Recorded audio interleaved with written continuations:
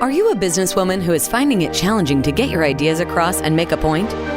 Welcome to Speakers Who Get Results with Elizabeth Bachman, a podcast dedicated to helping women get the visibility they want, whether making a speech or talking in a meeting.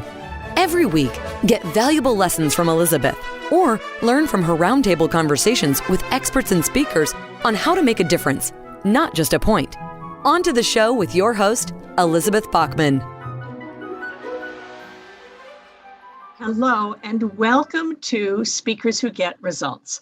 I'm Elizabeth Bachman, your host, and this is the podcast where we interview experts around the world on such subjects as leadership, management, visibility, communication, and communication challenges.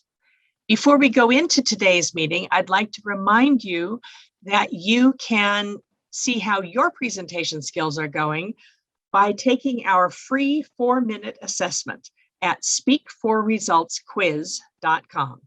That's www.speakforresultsquiz.com. And that's where you can see where your presentation skills are strong and where perhaps a little support might get you better recognition and better results. My guest today is leadership trainer and 2-time Olympian Sherry Winn. This episode was originally done as a live broadcast because I had recorded an interview with Sherry for the podcast all about leadership. And once we hung up, I thought, what am I doing? This woman was on an Olympic team twice. I need to ask her about teams. So we did a follow-up interview live on Facebook and LinkedIn, and now we are presenting it to you as part of the podcast. One of the things I love about Sherry Winn is that she talks about how it's all about the people, and the winning strategies, about emotional intelligence, managing up. We talked about how to deal with someone who's threatened by you and perhaps blocking you. How can you network strategically? And how can you always keep a perspective?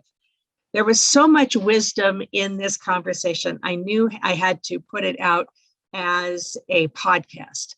So here's the interview with Sherry Winn, Winning Strategies for Teams. Hello, and welcome to the weekly broadcast for Strategic Speaking for Results, and also the podcast, Speakers Who Get Results. I'm Elizabeth Bachman, your host, and today I have a bonus episode with the brilliant coach, Sherry Winn. The reason I wanted to do this today is because I've interviewed Sherry for the podcast episode with Winning Leadership Strategies. And after we had stopped talking and I was going through and looking, and I thought, oh, duh, she was a 2-time Olympian. She knows all about teams. I have to ask you about teams. So, so hang on just a minute while I redo your very impressive bio for our listeners. Sherry Winn is a 2-time Olympian, National Basketball Coach of the Year, an Amazon 3-time best-selling author. She's an in-demand, internationally renowned speaker who frequently speaks for up to 14,000 people at a time, I guess virtually these days. Yep. Including companies such as StubHub, Anytime Fitness, New York Life, Edward Jones, and Technicolor. With over 34 years of practicing leadership as a national championship basketball coach and a 2-time Olympian, salute to you there, Sherry is an expert at coaching leaders and team members to championship status. She has successfully taken leaders beyond their levels of comfort to win against competitors who were superior in talent, facilities, and financial budgets. Through her Winn philosophy and winner principles, she shares insider secrets on how to succeed even when the odds seem insurmountable, so that your team feels, acts, and conquers their goals like Olympians.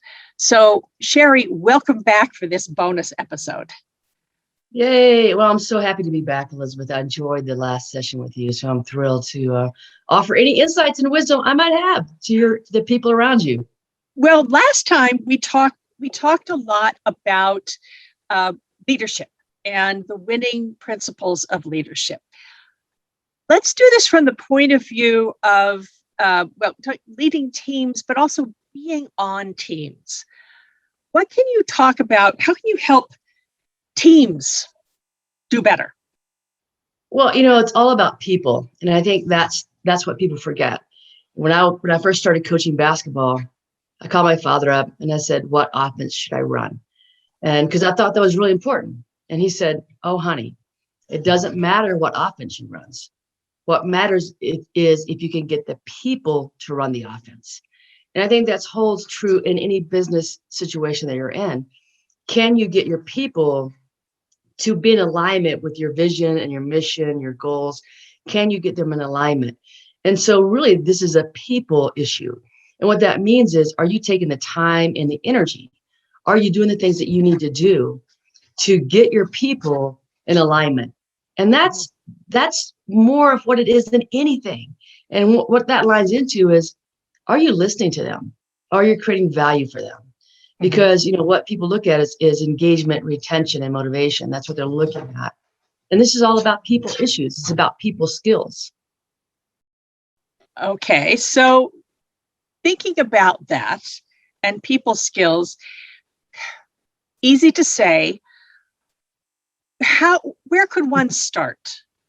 How do you get yourself to truly listen? Well, I think this comes, Elizabeth, with emotional intelligence. So when I coach CEOs and C-suite members, the first place we start with, and the place that we're always centered on, is emotional intelligence. So what does that bring to the table? Well, that's self-awareness. Mm-hmm. And if you don't have self-awareness, your ego runs the show. So it's impossible to listen to anybody else if your ego is running the show. And that becomes with, am I listening to you? Am I giving value to you? How am I how am I being present with you? And I was talking to the former CEO of FedEx. And one of the things he told me is a great story. He was talking about how he had to listen to himself and tell himself, shut up, like listen to that person, give them value, think about it. Don't let your ego run the show. And he said, my first inclination was to say, I'm right. I've got this. Who are you to tell me? And he said, but I was able to quieten that and able to come back and say, tell me more about that. And it really, like, you can get all the tips about listening in the world, but if you can't control that ego, the listening tips don't matter. So as a team member, let's talk about managing up. What can you do for a manager who's not listening? If your manager is not listening, what can you do? Well, I think that comes back to assertive communication skills. So you have to learn, and I always say this, you have to focus on your controllable factors, because you can't say to your manager who's not a good listener, listen, you need to listen. That's not going to work. You have to learn those assertive communication skills that enable you to learn how to say things the right way. And, so let's say that you don't feel like your manager is listening. Instead of telling your manager you're not listening, you'd say something like, hey, walk me through the process of how you work with other people. I love to learn how you work with other people. Let's talk about that. Show me how you do it. And so what you're allowing that person to do is to think about how they do it. And then you can question them really subtly. You're not going to throw it in their face, but say, well, that's interesting. This is the way I do it. Can you explain to me how your way is better? Can you show me that way? So really what you're doing is giving them the opportunity to reflect upon something rather than throwing it in their face. So managing up does not mean throwing something in their face. It means really learning the skills to have the conversation where somebody doesn't feel so defensive. Mm-hmm. If you've got what do you do if someone's being threatened by you? You get the feeling that they're worried that you're going to take their job. I mean, there's the whole zero-sum thinking we have, and a lot of people have, that if one person succeeds, that means that I lose. So how can you deal with a manager who is determined not to let you succeed? Well, that's really tough. And I think that in that situation, the first thing is to say to the person, listen, I understand. And I love the word understand because it's a bridge between you and somebody else. I understand that your position is very important to you, and you're good at your position. And I can understand why you value this position. I'm not here to take your position. I'm here to enhance you. I'm here to, as a valuable team member, to bring you up and not to bring you down. So in what ways can we work together? Are there ways of going outside and around, building your network that is outside of the direct chain of command?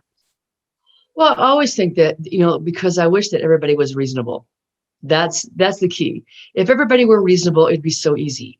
And the truth is they're not. Why? Let's go back to that self-awareness loop, Elizabeth, where people haven't worked, like you said, the zero-sum thinking. That's the lack of awareness. That's the lack of emotional intelligence. So yes, you're going to meet people who don't have that. You're going to have to deal with people who don't have that. So I always think first is that direct approach. But if they're not willing, you have to move on. You can't just sit there and let somebody else determine where you're going to move. And so again, it's not like you don't run around somebody and go, this person was not letting me do da da da. That's the wrong way. And I think that the right way is to show your brilliance, show your work ethic, show your worth to people. And then what you said is networking. And so that means at meetings, that means when opportunities arise to get on a committee, that you're constantly raising your hand so that you're like, me, I'll do this. You're showing them through that, your skills and your abilities.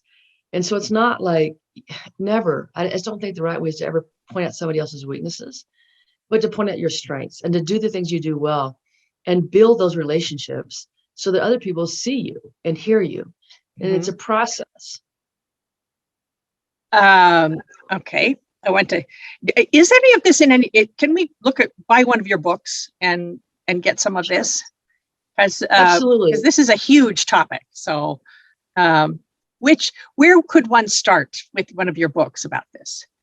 Well, you can always go to my website, thewinningleadershipcompany.com. You can email me there.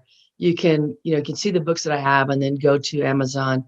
And also, one of the things that I'm writing right now is a book I'm really excited about is Winning Leadership, 7 Secrets to Employee Champions and Sales Superstars, where I've interviewed it's almost 200 people right now, top CEOs, COOs, the C-suite execs, and heard what they have to say about this. This is just not my ideas. I mean, I've really gotten some great insight from those folks who have dealt with this for years and decades. So you can wait for that book. It's going to probably be, it's at my editor. We're doing revisions. We're back and forth right now. So I can't have an exact date, but you can certainly email me and say, hey, when this comes out, I want a book. I want this book, because it's going to be full of tips and tools and techniques from folks like Beth Ford, who is the CEO of Land O'Lakes, Fortune 500 company, as well as some other really brilliant folks. Well, then let me ask you some more specifics so we can get a preview. I'm thinking about, so I work a lot with leaders and dealing with teams, and there are a lot of things that come up where I'm always curious to get another expert's insights on it. As in terms of networking, one of the things that I noticed that women tend to network sideways with people that they're comfortable with. And men are often trying to network a couple of levels up.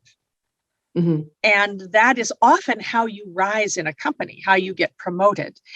Do you have any tips for how to reach beyond your comfort zone?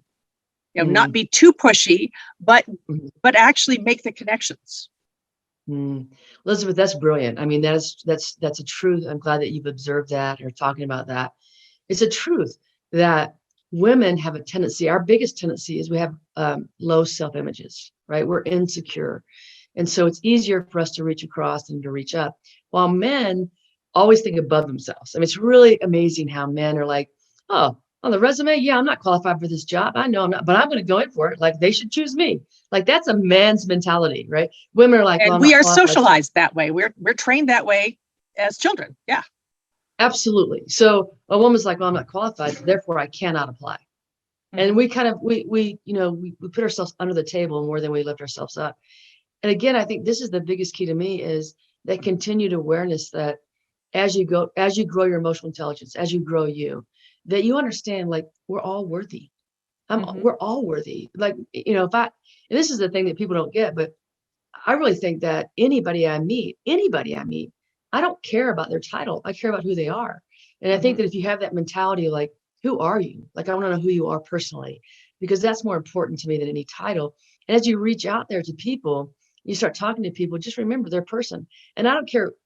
I don't know the number of people that I've talked to, and you think, oh man, they're perfect. They got it all together. And then when you start really talking to them, you discover they were depressed once, or they're still fighting. They're overeaters. They smoke too much. They gamble too much. They have trouble with their relationship. They're people.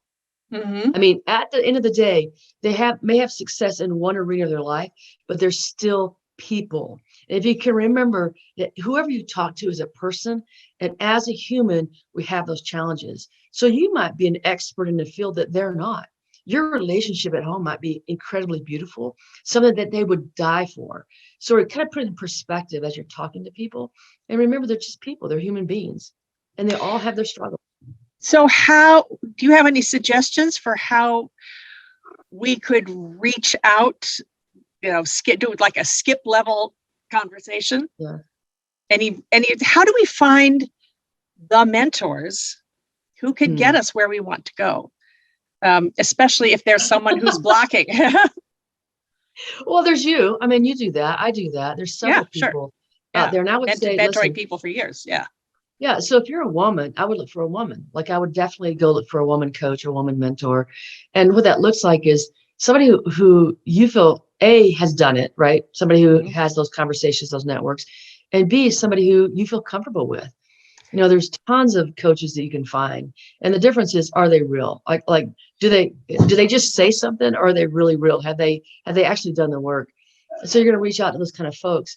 But, it's to me, it's just like, anybody who's ever successful, they are going to be uncomfortable with the next move. We all are. And the difference between those folks, as you know, Elizabeth, that you've worked with, is you feel the fear and do it anyway. You recognize it's a fear. You recognize it's a thing that's preventing you from the next step, and you do it anyway. You just have that, like, oh yeah, this is fear. I'm reaching out of my comfort zone. I'm going to take the step anyway. Because that's the difference between the people who are successful and those who are not. And so for me, it always goes back to the internal work. If you have done the internal work, you will take the next step. If you haven't, you're going to let your fear block you. And so you're looking for networks. You're looking for people, and join networks, join people, go to mastermind groups, get a coach, read those books, and do your daily work every single day that allows you to be the person you want to be. Because if you're going to reach out, you first have to fill your cup. You have to fill you up before you can take the next step. And I'm thinking about within an organization, how do you reach out to the people who can sponsor you and help you within an organization? But first they have to know that you're there, that you exist. Right.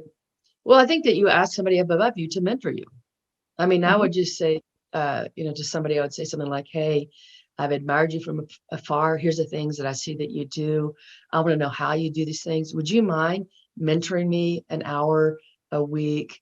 Or would you mind if I, picked your brain every once in a while, took you to lunch? I will buy your lunch. I'd love to take you to lunch. You ask them if you can gain insight. And then when you do ask them out, don't try to prove how brilliant you are. Don't talk about you. Ask them questions. Ask them deep questions. A better question that you'll ask, the better answer you'll get. And what they're going to notice is your willingness to be coached, your willingness to learn, and you're giving the attention to them. You're building a relationship. So you don't go to lunch and go, I did this and I did that and I did this and I did that. You don't, that's like, no, you build a relationship. And as you build a relationship, you let little things, slip through, the things that you've accomplished, that you've done. And you would say, here's something that I came across. I just want to know, this is what I did. And you're going to show your brilliance here. This is what I did. What would you have done differently? And they go, oh, wow, that was great. You were remarkable. Okay, check mark. But you didn't say I was great, right? You didn't go in barging like that. But through those very, conversations where you're building relationships, then people will notice you. Well, especially, a man can brag, but a woman can't. It's just a cultural expectation. People get turned off when women brag, but you can drop hints about what you've done.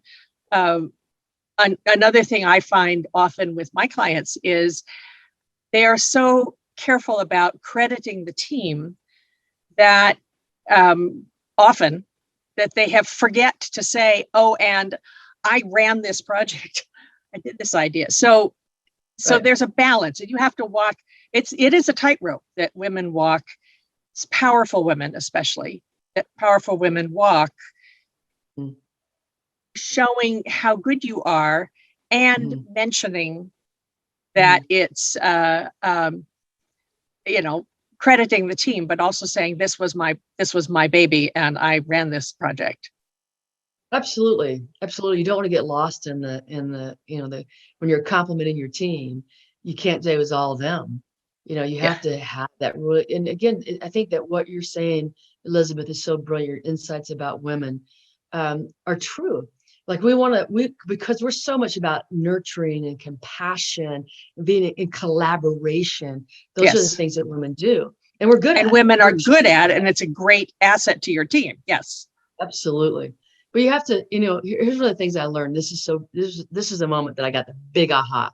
So I was attending an event, and I was with a VIP group who got to meet, these all special people, right? And so I was standing in a group of about 6 people, and we were all introducing ourselves to this guy. He was a multimillionaire who had just written a book and running a company. And so, of course, everybody wants to know him. So everybody's introducing themselves. So he comes to me and I said, hey, I'm Sherry Winn. It's so nice to meet you.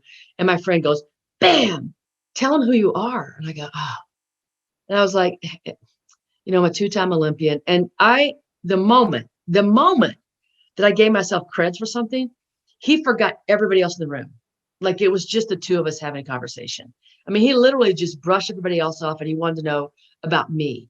And I was like, oh my gosh, like you have to let people know who you are. Because that moment, I mean, everybody else in the room, I'm not kidding you. We had a one-on-one for about 45 minutes. He wanted to know all about me. And I thought, I'm missing the boat here. People need to know what I've accomplished because that gets you the conversation, and you're not bragging. There's a difference between being confident and bragging. It's just matter of fact. Look, I was a 2-time Olympian and I get to own that because I did it. Now, if I'm shoving it in your face all the time, that's different. But if somebody says to me, oh my gosh, look at your ring, or were you Olympian? And I go, yeah, I was. And they'll say, well, when? And I'll go 1984, 1988. And I kind of just drop it. And unless they want to know more. Now, the difference between that is somebody who's arrogant or insecure, they'll go, oh, yeah, I was an Olympian. And do you know who I knew? Do you know where I went? Do you know who I talked to? I ate breakfast with, And so then you start unloading on them, which is totally different. Like if you unload on somebody, they're like, but if you just share those things you've done, it's okay. It's okay to know that and to be that. Actually, one of the things that I do is because what I'm doing, the presentation skills training and the career training, and I basically help people show up in a strong way, which is all what I learned from 30 years directing operas and then running a small company and playing with the big guys. So the big folks. So what I say is I leverage my experience of 30 years in international opera, directing people like Luciano Pavarotti, now to help to help experts, to help women especially, truly be heard, because it's all about who you are and how you show up. And it's just dropping that in. And for those of you who are listening, who are wondering how to do this, feel free to reach out to me or to Sherry. I had to try lots of versions of that before I figured out a way to say it in a way that I felt comfortable, that gave me the credits that, yes, I directed opera around the world. And yes, I ran a company, and it's not what I'm doing now. So I'm working with a whole different public, the way you do too. We're both using what we did in an totally different realm to leverage those skills. Well, it's funny you said that, Elizabeth, because I was speaking, and I'm going to brag. I'm really good on stage. So I had that connection. I know how to connect with people on stage. I've never been afraid. Like, everybody goes, "Oh my gosh, were you ever scared to speak?" I'm like, never, not once. And I was doing these events, and then I'd walk off and I'd never get a gig from the event. And like, oh my gosh, like, I know I'm good. People are telling me I'm good. Like, people don't go out of your way to go say, "Oh my gosh, that was amazing." That they would just walk off. And I said, "But I'm not getting a gig from the gigs. This is making me really upset." And so I was taught, like, you have to teach people while you're on stage how brilliant you are. You have to. And so there where you tell these stories and you let people know your brilliance. And it's the way you do it. It's the very easy way. It's like filtered into the story. It doesn't even feel like you're bragging. It just stands out. And when I started to do that, again, what I learned is I was getting gigs from gigs. And before that, I was getting a single gig and nothing from the gig. So this is very important that you learn that. Well, and you also, another thing, this works with speaking gigs, but it works with inside a company too, is if you make a connection, then ask for the next one. How can you, who else should I talk to? Would you be so kind as to do an introduction? And that's we forget to ask. I'm trying to make myself ask more these days. Just something I teach to my clients and forget to do myself. So, to ask people, how can you help me? Who else should I talk to? Would you make the introduction? Because it's better if it comes from somebody else. Absolutely. Without a doubt. They call it third-party endorsement in the marketing world. So if you talk about have someone else say, "Oh, I had this amazing conversation with Sherry Winn," how you really need to know her. Let me ask you one more thing. Speaking of leveraging experience from a totally different background, can you think of things you learned as a team member, or maybe as a team member watching your own coaches, that you're now using? It's probably stuff that's automatic, but if you can think of that. Well, I think, what we forget as team members is, and I think this is big, is how can I serve you? How can I support you? How can I grow you? What can I do to get you, to help you get what you want? And a lot of times it comes, you said zero sum thinking. A lot of people call it, living in lack. But the more people you help get what they want, the more that you'll get what you want. So as a team member, I think the most important thing is forget about you, me. But how can I support, like if you were playing basketball and you're the point guard and you'd say to your post player, you'd say, "Look, I know how to get you more points." Well, on the court, everybody wants more points. I know how to get you more points. Here's what, if you'll do this, I can guarantee you I'll get the ball more to you. So you're giving them what they want. And by doing that, by reaching out to folks, even to anybody, when you're thinking about how can I support you? How can I serve you? People will do business with people they know, like, and trust. People will work more with people they know, like, and trust. And I found this out early in my basketball career. It's kind of funny. And this is back, oh man, I don't know, 70s, 80s. Okay. So that tells you how young I am. You were I was playing 5 years old, yeah, right? Yeah, something like that. So I'm on the court, and there's a division between the white girls and the black girls. And so I had this massive blow up, and when we're playing, like in the gym, just playing with ourselves one day with one of my black teammates, and she says, "You never pass the ball to us. You don't think we can play, blah, blah, blah." And I went to her the next day. I said, "I am so sorry. I said, Dana, I did not realize I was doing that. I'm so sorry. I said, I will make every effort to make sure that you guys get the ball as much, if not more. And so, man, I mean, the next 5 days is like anybody else on the team who's black, I'm like, I'm going to pass the ball to you, pass the ball. Well, what happened is her and I developed such teamwork and such a tandem that we fed off each other. We played so well together, and we became like this incredible machine that other teams couldn't stop. And it was me realizing that I needed to reach out to her and see, and I didn't really agree with what she said. Like, I was like, I could have stood there and fought it. I could have said, that's not true. I treat everybody fairly, but I didn't. I said, what does she need to hear? And what does she need to see so that we can work together? And that's the important thing. I mean, I could have fought to be right. And in my mind, I was right? I thought I was distributing the ball equally, but that's not what her perception was. So when I met her that direction, when I went over and met her that direction, like I said, we developed an incredible team and tandem working together. So I think it's your ability, first, that ego thing that jumps up in your throat that you want to say, I'm right. Mm-hmm. And you have to tamp that down and say, what do you need? What do you see? Yeah. How can I support you? It's like, let the other person be right. Now, sometimes I say, well, yes, we'll do it. We'll do it your way. And inside I'm like, I'm still right. But I have learned I've learned how to just like shut my mouth and just, I might still think I'm right, but that's me. I'm an oldest child, so I'm used to telling people what to do. My little sisters would say, yeah, you always think you're right. So it's a tough thing to do. As a national championship basketball coach, Elizabeth, the way that I won games was not being right. The way I won games is to ask my players, what do you think we should do? Mm-hmm.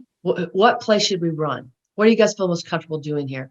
And sometimes they had no answer, but a lot of times I'd say, let's do this. Mm-hmm.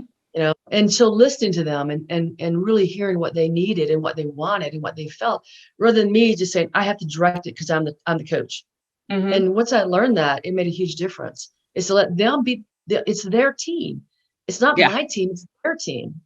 Yeah, that's rule number one. Make it about them. Yep. Absolutely. Yeah. Sherry Winn, thank you so much for coming back. I'm so excited. I get to post this as a bonus episode. We get to promote you twice. So I'm delighted to have had you here. And for those of you who are listening, we will be posting information about Sherry and how you can find out more about her, and also the link to the podcast, which has lots of other great information. So check the notes under this post, check the show notes. And if you are curious about how your presentation skills are doing, you could take our free 4-minute assessment at speakforresultsquiz.com. That's speakforresultsquiz.com. And you can see where your presentation skills are strong and where a little support might get you, where you might need a little support to get you the results that you're looking for. So Sherry, thank you so much for coming back. It's been an honor to have you on the show. Well, Elizabeth, I appreciate you and what you do and how you reach out to other people and really, the things that you do to help women become the best they can be and to help all people be really understanding why women get stuck and helping them, move forward. So thank you so much. It's been an honor to have you, to talk to you twice. I'm so excited. I know, what fun. All right. Thank you, everybody. This has been Elizabeth Bachman. I'll see you on the next one. We have just concluded another great episode of Speakers Who Get Results with your host, Elizabeth Bachman. If you got value from today's episode, please feel free to share us with your friends and colleagues. You may also visit elizabethbachman.com for additional resources. Be sure to tune in every week for new episodes, and thanks for tuning in.